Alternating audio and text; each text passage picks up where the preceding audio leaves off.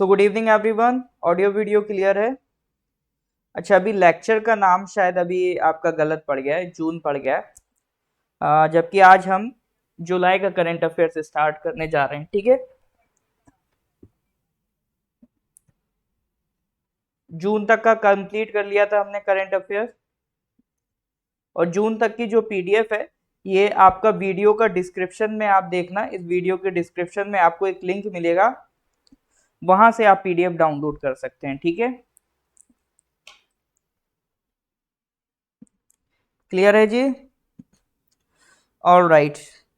तो आगे बढ़े उससे पहले मैं एक बार अनाउंस करना चाहूंगा कि अभी टेस्ट सीरीज का टाइम चल रहा है, आपका यूडीसी एग्जाम आने वाला है। तो जो लोग यूडीसी की प्रिपरेशन कर रखे हैं और या कर रहे हैं, किसी भी कोर्स के हों, अगर आप ने प्रैक्टिस करनी है, ठीक है, तो यूडीसी का टेस्ट सीरीज हमने लॉन्च किया है। मात्र 500 रुपी का आपका टेस्ट सीरीज है। 25 टेस्ट आपको इसमें मिलेंगे, ठीक है। शुरू के जो 9 टेस्ट हैं वो 25 क्वेश्चन ईच के हैं। फिर उसके बाद अगले जो क्या कहते हैं 6 टेस्ट हैं वो 10 क्वेश्चन ईच के हैं, वो 50 क्वेश्चन ईच के हैं।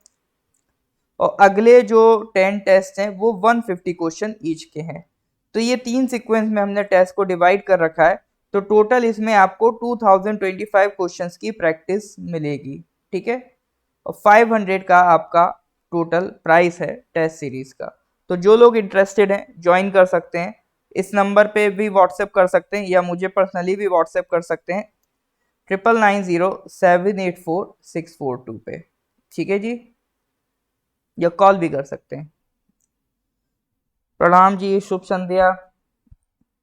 तो चलिए सर, ये तो बात हो गई टेस्ट सीरीज की। तो जो लोग इंटरेस्टेड हैं ज्वाइन कर लें। बाकी फिर हम स्टार्ट करते हैं अपने आज के क्वेश्चंस। तो आज तो भैया क्वेश्चन नंबर 1 से कहानी बढ़ेगी आगे। तो ये रहा आपके लिए क्वेश्चन नंबर 1। तो ये जुलाई का करंट अफेयर्स है। अभी प्रधानमंत्री ने रैंप स्कीम लॉन्च की है। इसको बजट, इस बार का जो बजट आया था 2022 का, उसमें ये अनाउंस की गई थी स्कीम।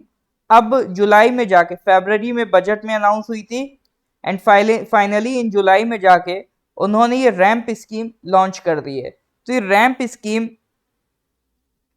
किससे रिलेटेड है, ये क्वेश्चन है।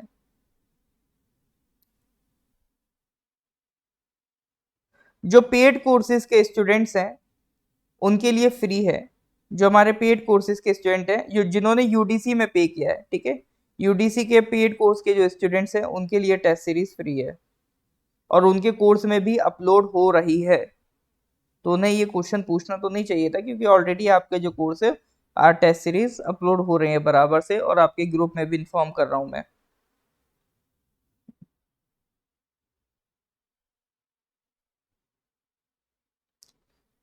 बिल्कुल sir, correct answer is MSME. तो बहुत टफ नहीं था। अगर आप थोड़ा बहुत भी न्यूज पढ़ रहे होंगे तो आप जानते होंगे। रैंप स्कीम, रैंप बोले तो raising and accelerating MSME performance, ठीक है। एक कमेटी थी, एक तो यूके सिन्हा कमेटी थी, एक केवी कामथ कमेटी थी, और जो प्रधानमंत्री की इकोनॉमिक एडवाइजरी काउंसिल है, उन सब की रिकमेंडेशंस के बाद सरकार ने एक नया प्रोजेक्ट लॉन्च किया है, रेजिंग, एक स्कीम लॉन्च की, raising and accelerating MSME performance ramp scheme, ठीक है। तो इसके लिए सरकार ने एक एक्सपर्ट कमेटी बनाई है एमएसएमई के लिए। उसमें वो सरकार को सजेस्ट करेंगे, ठीक है, कि एमएसएमई को कैसे सपोर्ट किया जा सकता है, किस तरह से उनको लोन्स दिए जा सकते हैं। जैसे इसमें आपका वर्ल्ड बैंक से भी मदद ली जाएगी। और एक सेंट्रल सेक्टर स्कीम है। सेंट्रल सेक्टर स्कीम बोले तो 100% फंड कौन देगा, सेंट्रल गवर्नमेंट देगी। और इसमें कई सारी आपकी जो कोरोना डिवाइसेस हैं, जो भी एमएसएमईज मान लो जैसे कोरोना डिजीज से रिलेटेड कुछ काम कर रही हैं, या फिर कोरोना की वजह से उनके काम में कुछ इम्पैक्ट पड़ा है, ठीक है, तो उन सारी चीजों से आपका डील करेगा ये रैंप स्कीम। अल्टीमेटली पर्पस क्या है, एमएसएमईज की परफॉर्मेंस इंप्रूव करवाना, ठीक है। मतलब की बात यह है कि एमएसएमईज की हमें क्या करना है सर, परफॉर्मेंस इंप्रूव करवाना है। चलो जी नेक्स्ट क्वेश्चन पे आ जाओ। Question number 2, recently in which of the following states Indian Coast Guard has commissioned 835 advanced light helicopters Mk3 squadron. Advanced light helicopter Mk3 squadron किस स्टेट्स में इंडियन कोस्ट गार्ड ने ये helicopter को अभी commission किया है?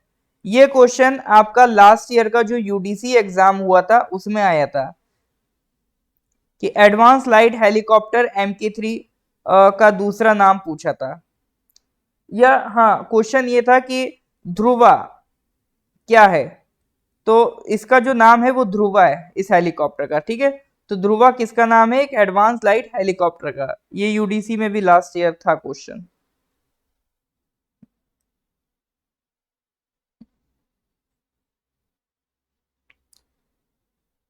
गोवा में, वेल चलिए इसमें गोवा, कर्नाटका,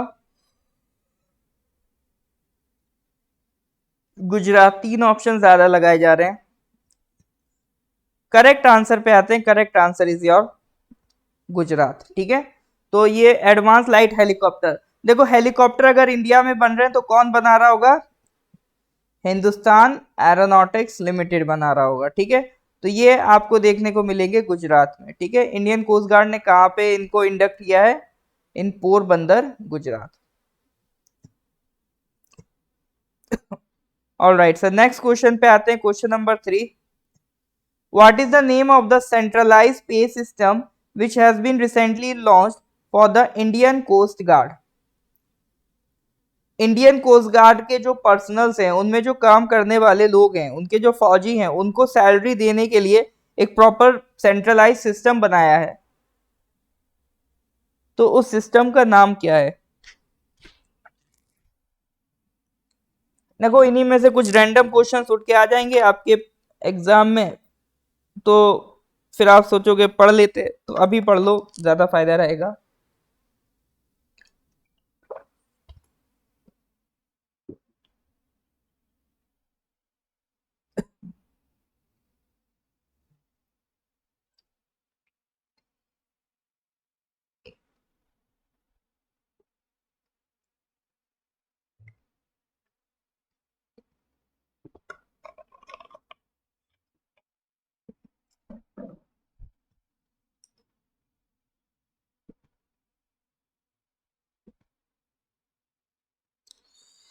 ओके, तो इसमें मेजॉरिटी जा रही है सिग्मा के साथ।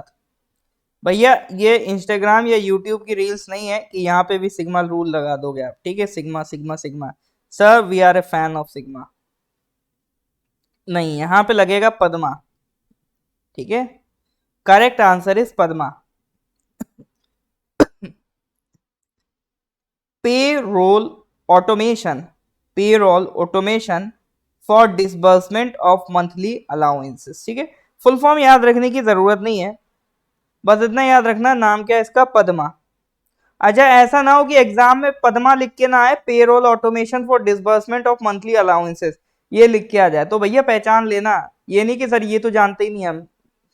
ठीक है, तो ये सेंट्रलाइज स्पेस सिस्टम है, तो 15,000 जो इंडियन कोस्ट गार्ड पर्सनल हैं उनको पे अलाउंसेस इस प्लेटफॉर्म के थ्रू अब प्रोवाइड करा जाएगा। तो पद्मा बोले तो पद्मा अवार्ड्स के अलावा भी कुछ होता है, इंडियन कोस्ट गार्ड के लिए ये व्यवस्था शुरू की गई है। स्टडी किए थे, बहुत अच्छी बात है। आज का एक तुक्का अच्छा लगा। चलो भाई, खाते खुल रहे हैं, खाते पेपर में खोल दें। यहाँ ना खुश होना है ना दुखी होना है। ठीक है, अगर मैं कह रहा हूं कि दुखी नहीं होना अगर गलत हो रहे हैं, तो मैं ये भी कह रहा हूं कि खुश नहीं होना सही हो रहे हैं। ठीक है, एग्जाम का माहौल अलग होगा, वहां का वातावरण अलग होगा। अभी आप घर में बैठे हो अपने फेस के सामने ही पंखा लगा के, वहां तो पंखा पता नहीं किसकी किस्मत में आएगा। एक बड़ा सा कमरा होगा, यहाँ कहीं पंखा लगा होगा, हो सकता है रोल नंबर यहाँ पड़ जाए। ठीक है, तो उस माहौल में पेपर देना है आपको। चलो जी sir, next question, question number 4, which of the following Indian ship is participating in the Rim of Pacific exercise? RIMPAC। Acronym बहुत जबरदस्त बनाते हैं लोग। और impact rim of the Pacific exercise, कौन कौन सी इसमें से इंडिया की तरफ से कौन सा शिप पार्टिसिपेट कर रहा है? Shivalik, Satpura, Betwa, Sahyadri. Okay, A D, A D नहीं आ रहा है सर समझ में, कौन सा ऑप्शन लगाया जाए?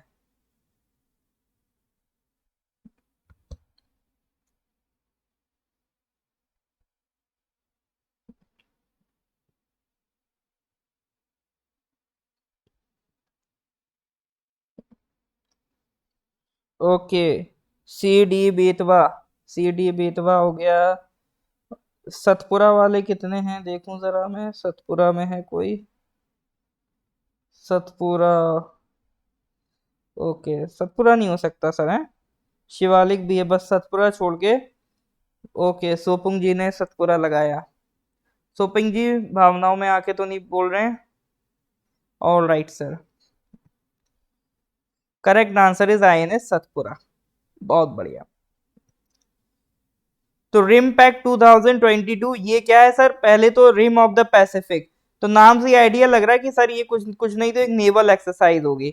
मल्टीलेटरल, दो से ज्यादा कंट्री इन्वॉल्व है इसलिए मल्टीलेटरल। और बाई एनियल, बाई एनियल बोले तो साल में 2 बार, 2 in a year, 2 times in a year ये एक्सरसाइज होती है, ठीक है। 1971 में ये एक्सरसाइज स्टार्ट की गई थी यूएस, ऑस्ट्रेलिया और कनाडा के द्वारा। फिर 1974 से ये इवेंट बाई एनियल बन गया और धीरे धीरे और सारी कंट्रीज ऐड होती गई। इंडिया ने, इंडिया की बात करें उससे पहले देखो इस बार की थीम क्या थी? Capable adaptive partners. इंडिया ने पहली बार इस एक्सरसाइज में पार्ट किया था 2014 में, ठीक है। और उस टाइम शिवालिक क्लास का INS सह्याद्री, ठीक है, INS सह्याद्री ने पार्टिसिपेट किया था।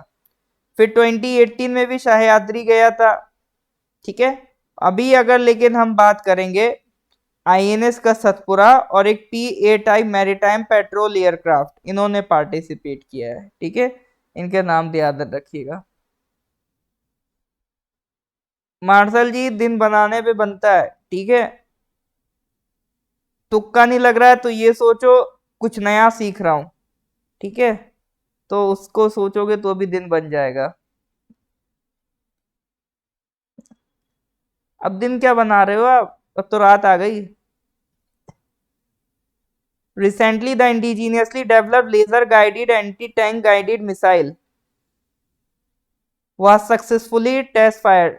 Laser guided anti tank missile है, ठीक है, laser guided anti tank missile है, उसका भी सक्सेसफुल परीक्षण हुआ था, सक्सेसफुल टेस्ट फायर किया था DRDO ने गुजरात में। इसकी रेंज पूछ रहा है कितनी मैक्सिमम रेंज है इसकी, इसीलिए क्लास रात में रखते हैं ताकि किसी को ऐसा ना लगे मेरा दिन बर्बाद है आज।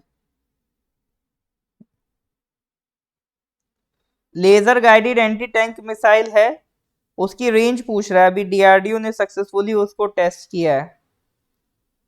सर 2 या 4 क्या सर, 5 रखो ना, करेक्ट आंसर इज 5 किलोमीटर, ठीक है। तो उसकी रेंज कितनी है सर? 5 किलोमीटर, ध्यान रखिएगा।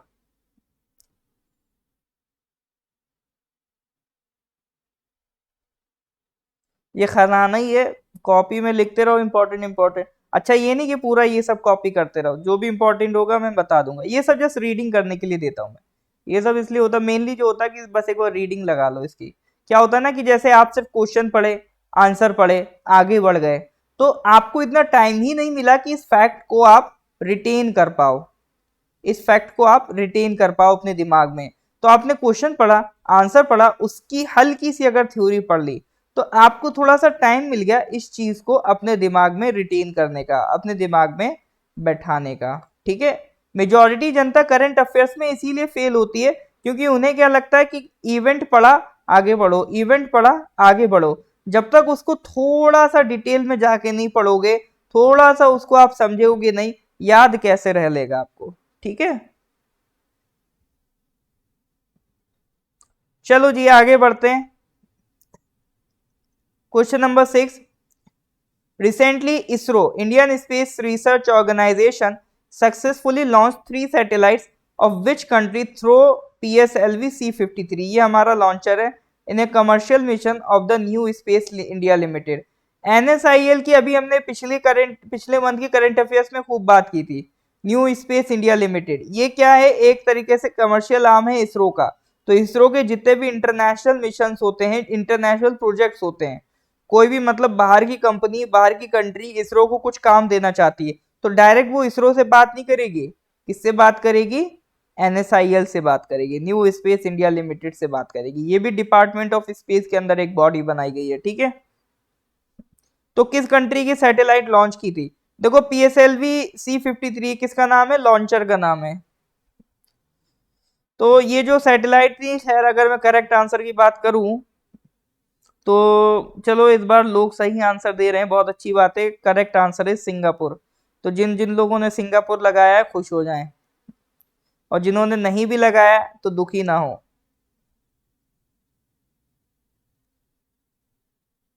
सिंगापुर खाता खोल के गया, चलो खुल गया भैया खाता। Singapore correct answer. ये क्या है सर? ये इसरो की वेबसाइट से मैंने स्क्रीनशॉट लिया है।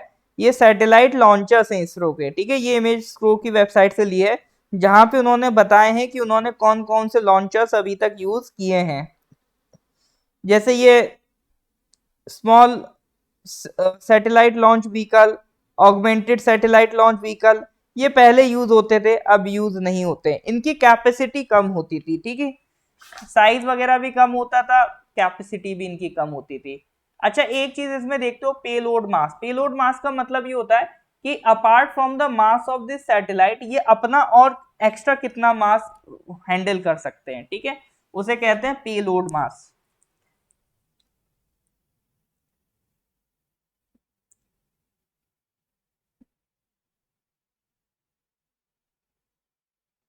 इसके अलावा देखो फिर PSLV आजकल यूज हो रहा है, GSLV यूज हो रहा है।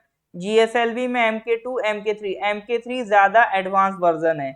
अभी जो गगनयान में जो मिशन जाना है ना, गगनयान, वो MK3 से ही जाएगा। ये सबसे एडवांस हमारा लॉन्च व्हीकल है। अभी देखो ये जो सैटेलाइट भेजी गई वो किससे भेजी गई थी? PSLV से। PSLV में भी कई सारे वेरिएंट है, जैसे C-52 है, C-53 है। ये वाला जो भेजा गया था दो सिंगापुर की सैटेलाइट, ये आपका C-53 से भेजी गई थी, ठीक है। चलो जी आगे बढ़ते हैं नेक्स्ट क्वेश्चन की तरफ।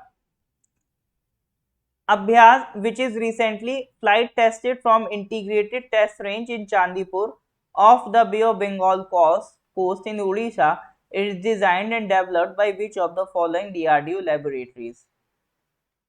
देखो अभ्यास है क्या? अभ्यास एक छोटा सा एयरक्राफ्ट है, ठीक है।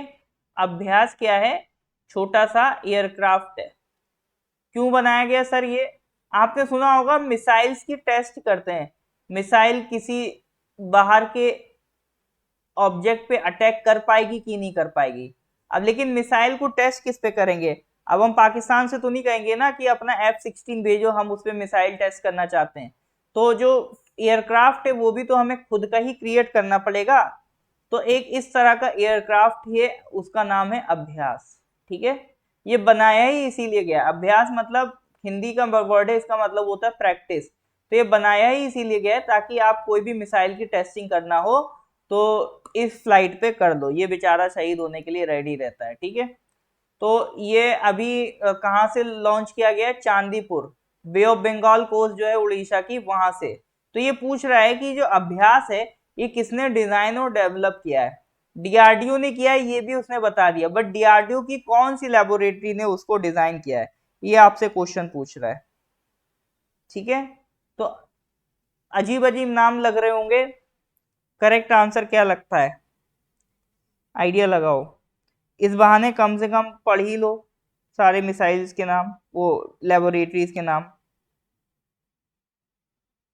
हाँ हाँ, इस बार ब्रह्मोस भेज दिया था, तो एक बार सारे लेबोरेटरीज के नाम पढ़ ही लो, ठीक है। चलो, तो करेक्ट आंसर इज, जो लेबोरेटरी का नाम है, aeronautical development establishment Bengaluru. C option correct है, aeronautical development establishment Bengaluru. It is used as a target for the evaluation of various missile systems, offers a realistic threat scenario for practice of weapon systems। All right sir, ठीक है, यहां तक clear है कि नहीं है sir? अगर clear है तो please give me a thumbs up. हाँ जी sir.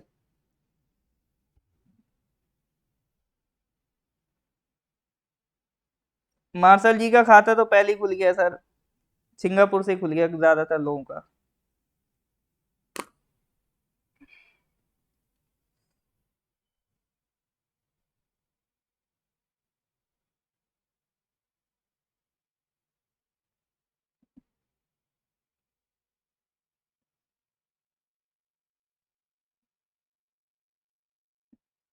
All right sir, next question number 8। who has become the first player in history to win 80 matches each in all four grand slams? ठीक है, देखो साल में 4 events होते हैं, जो चारों जीत लेता है तो उसकी जो अचीवमेंट है उसे कहते हैं ग्रैंड स्लैम। ठीक है, तो इन ग्रैंड स्लैम में 80 मैचेस हुए। जो 4 ग्रैंड स्लैम्स थे, हर एक में कितने कितने मैचेस हैं? 80 मैचेस। तो कौन सा प्लेयर है जिसने 80-80 मैच जीते हैं चारों ग्रैंड स्लैम्स में? CCBA करेक्ट आंसर क्या है? Rafael Nadal? पक्का सर, लॉक कर दूं? और लोग बताइए।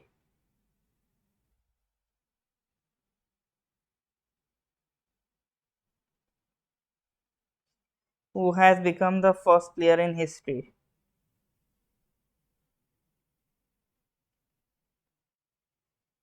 टेनिस की बात हो रही है, मैं पहले बता दूं, ये टेनिस की बात हो रही है। आप बदलना चाहेंगे आंसर?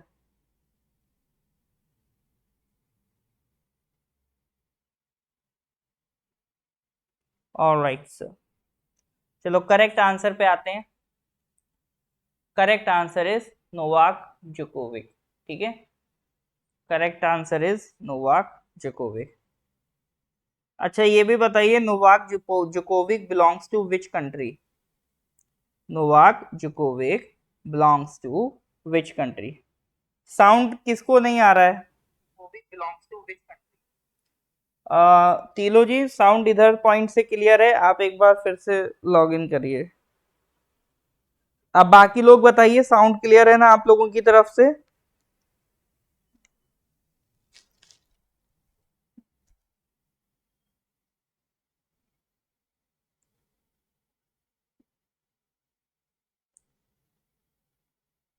बहुत बढ़िया, सर्बिया से बिलोंग करते हैं, no way.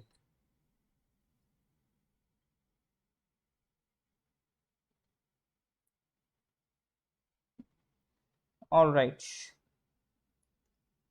Question number 9। How many states were categorized as top achievers in the business reform action plan 2020? देखो, business reform action plan Bharat सरकार ने बनाया था 2000 करीब 2015 में बनाया था, जिसमें उन्होंने स्टेट्स को एक पूरा प्रोसीजर दिया था कि किस तरह से वो क्या क्या चीजें इंप्लीमेंट कर सकते हैं ताकि उनकी कंट्री में जो बिजनेस है, ईज ऑफ डूइंग बिजनेस, उसको बढ़ाया जा सके। तो बिजनेस रिफॉर्म एक्शन प्लान किस लिए था? It was prepared to increase the ease of doing business. तो सारे स्टेट्स को हिदायत दी गई थी।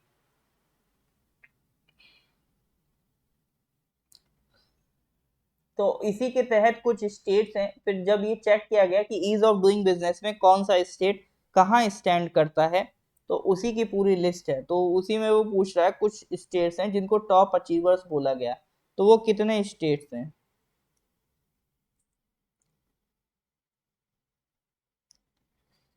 के गामी जी कह रहे हैं 5, तिलो जी कह रहे हैं डी 7। बाकी लोगों को क्या लग रहा है, कितने स्टेट्स हैं जो टॉप अचीवर्स हैं?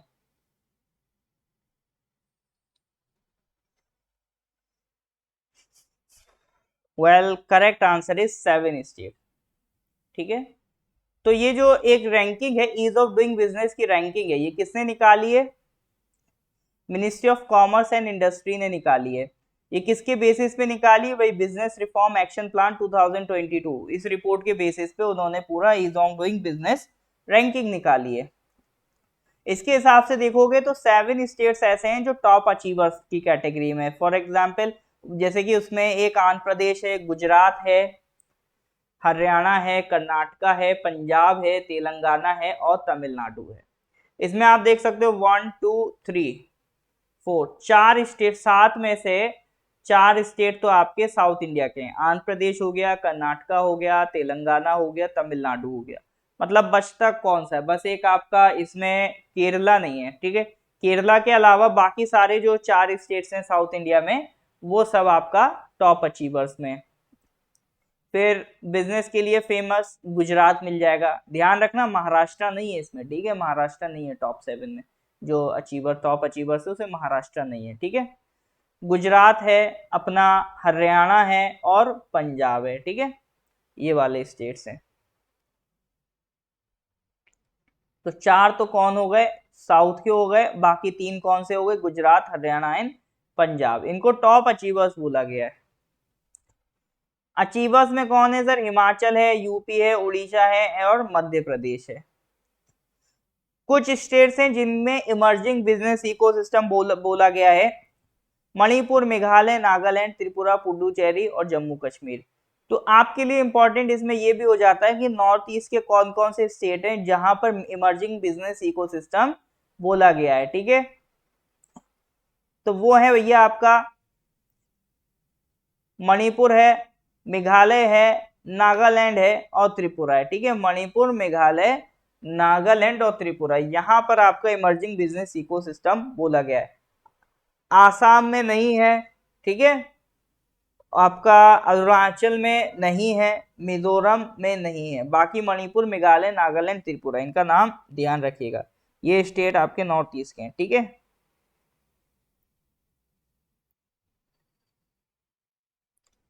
अरे अरुणाचल नहीं है तो रोना नहीं है, मजबूत होना है कि अपने को लेके आना है। अगली बार जब बिजनेस रिफॉर्म एक्शन प्लान की रिपोर्ट आए तो ease of doing business ranking में इमर्जिंग में अरुणाचल भी दिखना चाहिए। ऐसा प्रतिज्ञा आपको करनी है। ठीक है, हाँ, वेस्ट से 1, नॉर्थ से 2, साउथ से 4, ऐसा ही है सर। कुछ एस्पायरर्स भी हैं, उसमें आपका आसाम आ जाता है एस्पायरर्स में। ठीक है,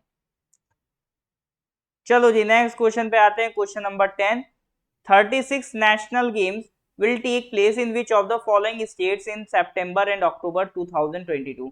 अभी नेशनल गेम्स होने वाले हैं। 36 नेशनल गेम्स किस स्टेट में होंगे इस बार? कौन सा स्टेट इनको होस्ट कर रहा है? जल्दी से आंसर दीजिए।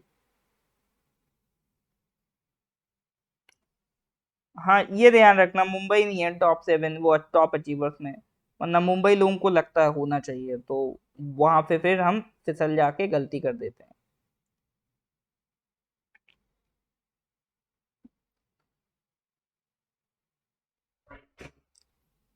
करेक्ट आंसर को क्या होगा? कौन होस्ट है बताइए सर।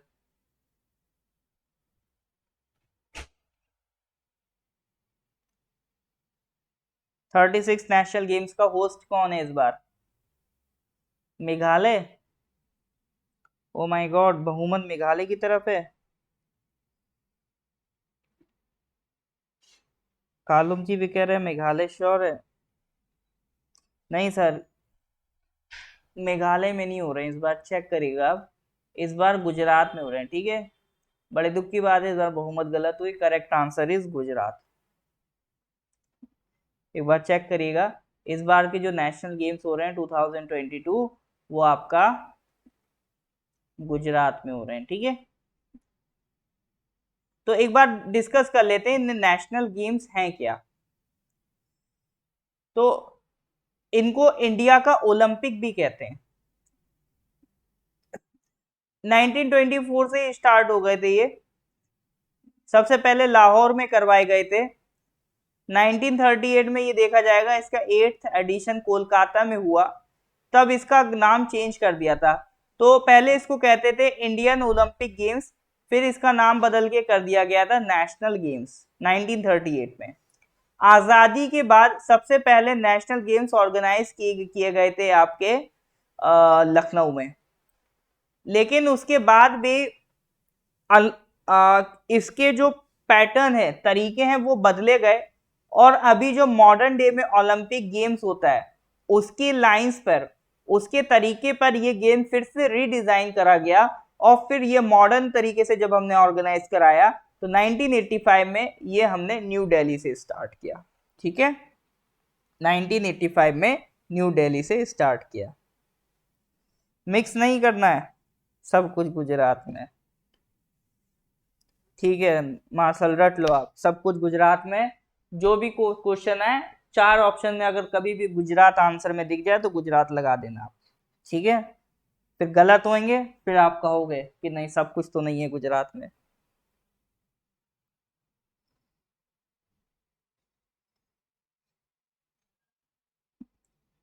चलो जी, तो ध्यान रखना इसको। ठीक है, नेशनल गेम्स की एक ब्रीफ हिस्ट्री मैंने बता दी। पहले इनको इंडियन ओलंपिक गेम्स कहते थे, फिर नेशनल गेम्स रखा, फिर इनको इनके तरीके चेंज किए गए। तो 1985 से अभी का जो नेशनल गेम्स चल रहा है वो 1985 के बेसिस पे चल रहा है। ऑलराइट सर, नेक्स्ट क्वेश्चन पे आते हैं, question number 11। NTPC, National Thermal Power Commission, has commissioned India's largest floating solar plant in Telangana. What is the total capacity of this plant? NTPC क्या एक पब्लिक सेक्टर एंटरप्राइज है, PSU है, तो उसने India का सबसे बड़ा फ्लोटिंग सोलर प्लांट लगाया है तेलंगाना में। तो उसकी टोटल कैपेसिटी पूछ रहा है इस प्लांट की क्या है। तेलंगाना की कैपिटल याद है ना, हैदराबाद है। ठीक है, बताओ सर इसकी टोटल कैपेसिटी कितनी है, लगाओ जवानो तुक्का। हाँ जी सर बताइए। 130 मेगावाट। सर इसमें तो हम बढ़िया कर रहे हैं, सोलर में तो जो भी होगा बेहतरीन वाला ऑप्शन होगा। 145 तुक्का लगाते हैं सर। लो, कभी कभी ज्यादा तुक्का लगाओ ना तो लैपटॉप मेरा गुस्सा कर जाता है।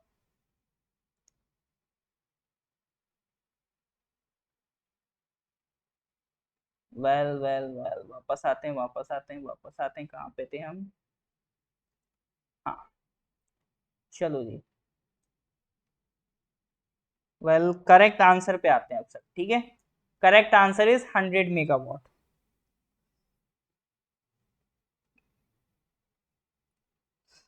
केरला, ये अभी केरला वाला बन रहा होगा, ये भी बन चुका है। ठीक है, ये सवाल खतरनाक है हाँ, क्योंकि फ्लोटिंग सोलर पावर प्लांट बहुत तेजी से बन रहे हैं और एक से एक बढ़कर कैपेसिटी से बन रहे हैं। ठीक है, बट अभी तक का for the time being at least UDC में आ जाए तो इसी को लगा के आना। ठीक है, नाम क्या है, Ramagundam floating solar power project, Ramagundam नाम है। ठीक है, तेलंगाना में इस तरह से एक लेक होता है, लेक के ऊपर बिछा दिए जाते हैं ये आपके सोलर पैनल्स, आराम से ये यहाँ से। लेक में पानी क्या करेगा, पड़े पड़े, तो वो वहां से अपना सोलर एनर्जी ड्रॉ कर रहा है। ठीक है, तो ये एनटीपीसी ने लगवाया। कौन लगा के गया, बीएचईएल वाले आए थे वो लगा के गए सर। ठीक है, ये सीओडी कैश ऑन डिलीवरी नहीं समझना कि सीओडी पे मंगाया, ये तो ये सब बकवास नहीं पढ़ना। ठीक है, तो कमर्शियल ऑपरेशन डेट बताइए इसकी। चलो जी, नेक्स्ट क्वेश्चन पे आते हैं, question number 12। Who is the chairperson of the recently form financial services institutions bureau? अभी एक नई बॉडी बनाएगी फाइनेंशियल सर्विसेज इंस्टीट्यूशन ब्यूरो, उसका चेयरपर्सन कौन है बताइए सर।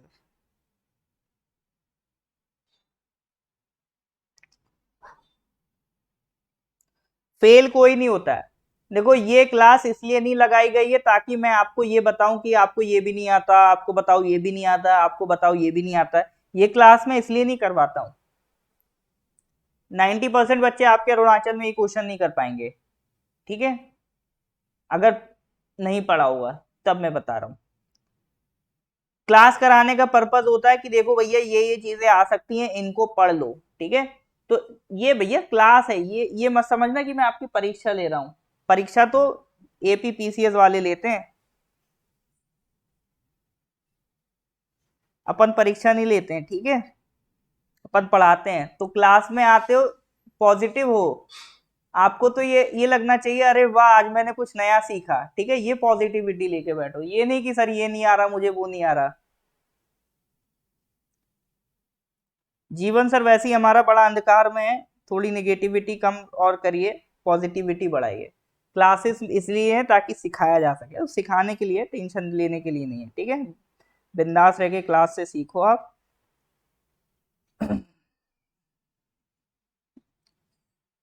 बुरा तब लगना चाहिए जब सारे सवाल बन रहे हो कि तो सर मेरा टाइम वेस्ट हो गया, मुझे तो सारे क्वेश्चंस आते थे, ठीक है, तब बुरा लगना चाहिए, अभी क्यों लग रहा है।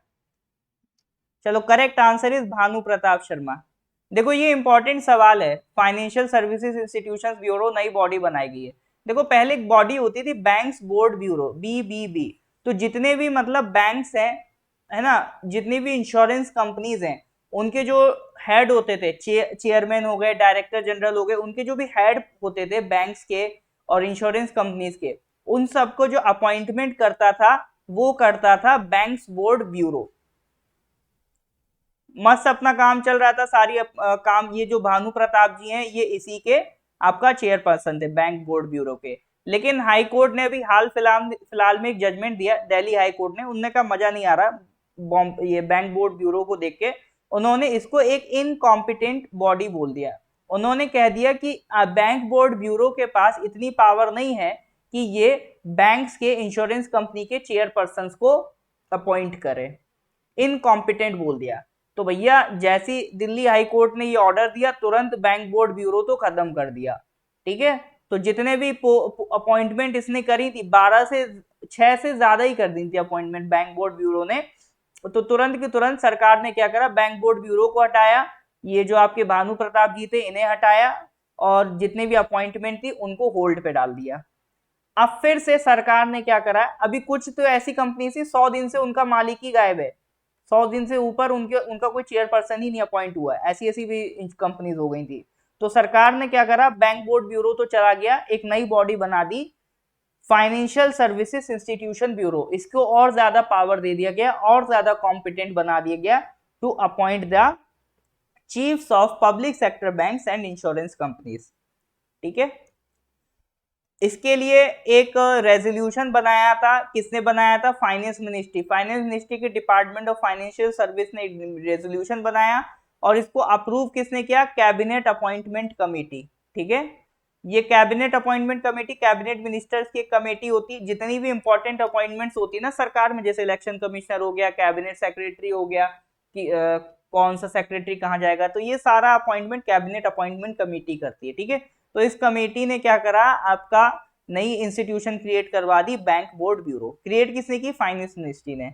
अब इनको पूरा काम दे दिया गया कि पब्लिक सेक्टर बैंक, सरकारी बैंक्स और इंश्योरेंस कंपनीज जो हैं उनके चीफ्स को आप क्या करो, सिलेक्ट करो, ठीक है सर। तो ये बेसिक मुद्दा था जो मुझे आपको इसके बारे में बताना था। इज दैट क्लियर और नॉट?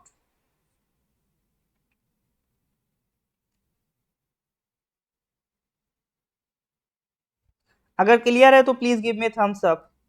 अगर ये सारी जानकारी, बैंक्स बोर्ड ब्यूरो क्यों था, क्या था, क्यों हटाया, फिर फाइनेंशियल सर्विसेज इंस्टीट्यूशन ब्यूरो क्यों बनाया, ठीक है, तो पूरी कहानी क्लियर है कि नहीं है। BBB था, उससे अब आ गया FSIB। सरकारी बैंक्स की अपॉइंटमेंट पहले बैंक बोर्ड ब्यूरो करता था। अब ये स्टेटमेंट लग रहा है कोई बहुत टफ स्टेटमेंट होगा, यूपीएससी 2019 का सवाल था कि इनमें से कौन सी बॉडी सरकारी बैंक्स की अपॉइंटमेंट करती है, ठीक है। ये यूपीएससी 2019 का सवाल था। सोचो कैसे कैसे सवाल आ जाते हैं यूपीएससी में कभी कभी। वो वहां पे भी सिंपल बेसिक ऑब्जर्वेशन ही चलती है, ऐसा नहीं है कि वो आपसे पीएचडी करवा रहे हो, ठीक है।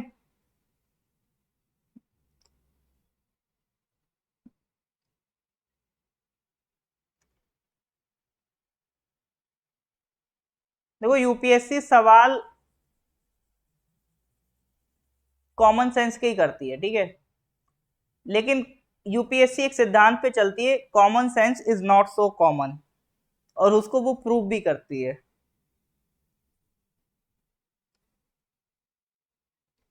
चलिए सर आगे बढ़ते हैं नेक्स्ट क्वेश्चन की तरफ। Question number 13, recently in the diamond league competition 2022 Neeraj Chopra won the silver medal. Neeraj Chopra ने सर झंडे गाड़ रखे हैं, जहां भी जाते हैं कोई ना कोई मेडल जीत के ही आते हैं। It was held in which of the following countries. Diamond league competition 2022 में नीरज चोपड़ा ने सिल्वर मेडल जीता। तो डायमंड लीग कंपटीशन किस कंट्री में हुआ था? ये तो बनना चाहिए सर।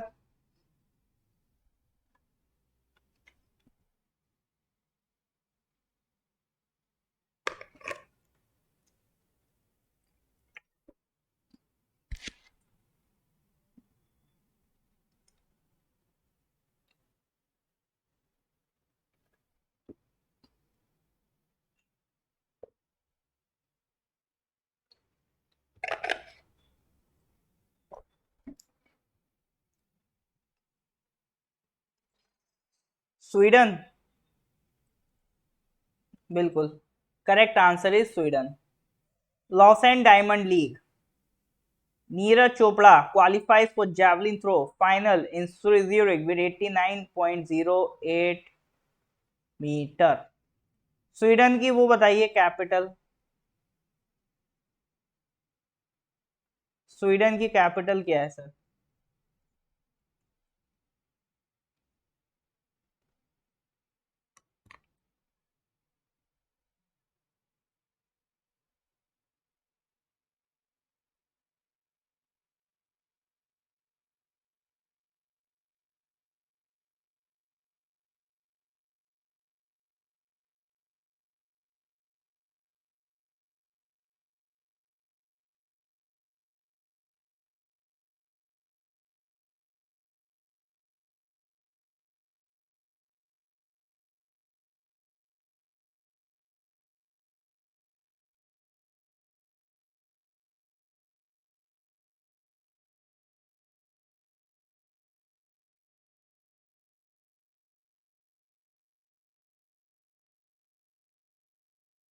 स्वीडन की कैपिटल भैया ध्यान रखना स्टॉकहोम है, ठीक है, स्टॉकहोम। स्टॉकहोम, वही स्टॉकहोम, स्टॉकहोम कन्वेंशन 1972, ठीक है। इन्वायरमेंट की सारी कहानी इसी स्टॉकहोम कन्वेंशन से ही स्टार्ट हुई थी। Stockholm convention 1972।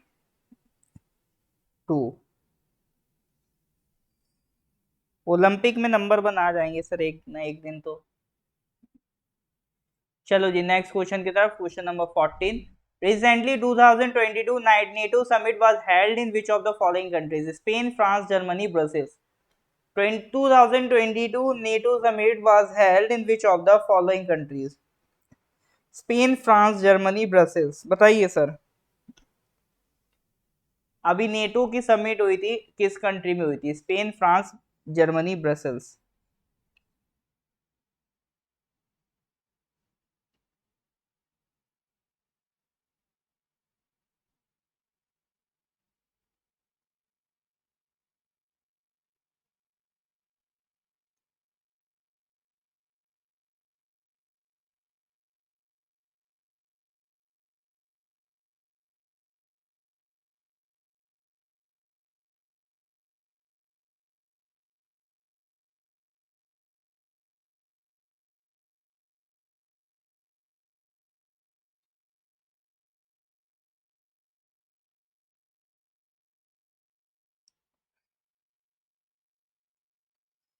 ब्रसेल्स में सर इसकी कैपिटल वो क्या कहते हैं, हेडक्वार्टर है नेटो के, ठीक है, ब्रसेल्स में हेडक्वार्टर है। मीटिंग हुई थी भैया इस बार स्पेन में, ठीक है। तो नेटो की हम पहले भी कई बार बात कर चुके हैं, North Atlantic Treaty Organisation. Currently 30 members है। इनिशियली इसमें Belgium, Canada, Denmark, France, Iceland, Italy, Luxembourg, Netherlands, Norway, Portugal, UK और यूएसए। फिर बाद में इसको 1952 में ज्वाइन करा ग्रीस एंड टर्की ने, ठीक है। फिर 1990 में 1955 में वेस्ट जर्मनी ने ज्वाइन करा था। फिर जर्मनी यूनिफाई हो गया था, पहले दो पार्ट है ना, ईस्ट और वेस्ट, ईस्ट और वेस्ट जर्मनी। बाद में बिस्मार्क ने दोनों को एक कर दिया था। पूरा जर्मनी 1990 में, ठीक है। 1982 में स्पेन ने करा था, चेक रिपब्लिक, हंगरी, पोलैंड ने 1999 में किया, Bulgaria, Estonia, Latvia, Lithuania, Romania, Slovakia, Slovenia ने 2004 में ज्वाइन किया, अल्बानिया एंड क्रोएशिया ने 2009 में ज्वाइन किया, मॉन्टेनिग्रो ने 2017 में ज्वाइन किया, ठीक है। अभी भी कंट्रीज लाइक आपका यूक्रेन इसका पार्ट नहीं है, ठीक है, यूक्रेन इसका पार्ट नहीं है। और दो कंट्रीज हैं आपका फिनलैंड और स्वीडन, इन्होंने इंटरेस्ट भी शो किया है, प्लस इस बार की जो समिट हुई थी 2022 में, तो नेटो ने इनको ऑफिशियल इनविटेशन भी भेजा है फिनलैंड और स्वीडन को कि आप नेटो को ज्वाइन कर लीजिए, ठीक है। तो अब देखते हैं फिनलैंड और स्वीडन इस पे क्या फैसला लेते हैं, तब तक के लिए हम वेट करेंगे। तो आंसर क्या था, स्पेन। हेडक्वार्टर ध्यान रखना नेटो का कहाँ है, ब्रसेल्स, बेल्जियम। कभी कभी नेटो की फुल फॉर्म भी पूछ लेता, तो फुल फॉर्म ध्यान रखना, North Atlantic Treaty Organisation. Well, moving to the next question, question number 15। Recently, the United Nations Ocean Conference was held in which of the following countries? Kenya, Portugal, France, UK। United Nations की ocean conference हुई थी, किस country में हुआ था?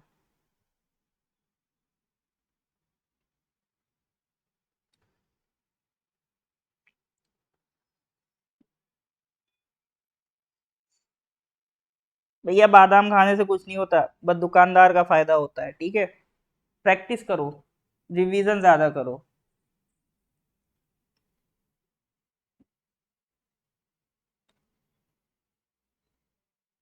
All right sir, Portugal या Kenya? Well, correct answer is Portugal, ठीक है, करेक्ट आंसर इज पोर्टुगल। कुछ लोग इसमें भी गुजरात ढूंढ रहे थे।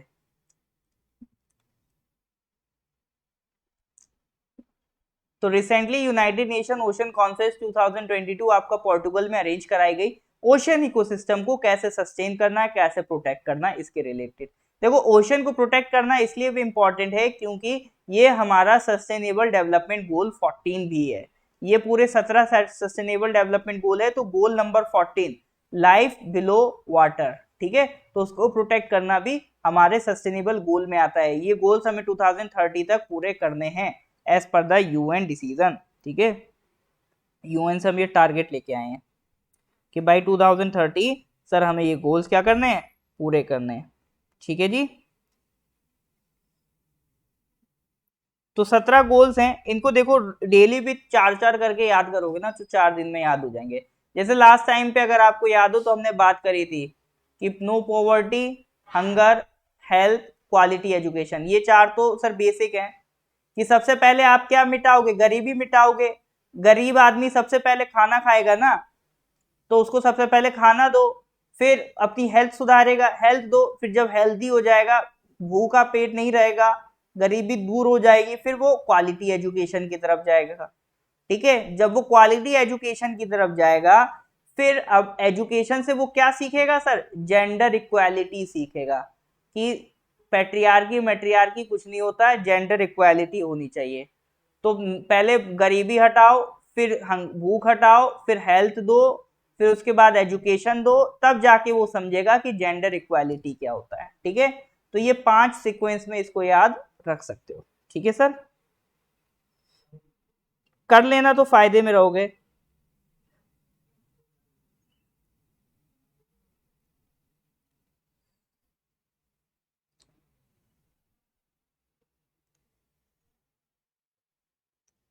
चलो जी, आज 5 कर लिए हम लोगों ने, आज 4 से कितना कर लिए, 5 कर लिए। ऐसे धीरे धीरे धीरे धीरे धीरे धीरे बढ़ते रहो, अपने आप याद हो जाएंगे, ठीक है सर। चलो जी, तो मिलते हैं फिर नेक्स्ट क्लास में, आज के लिए इतना ही।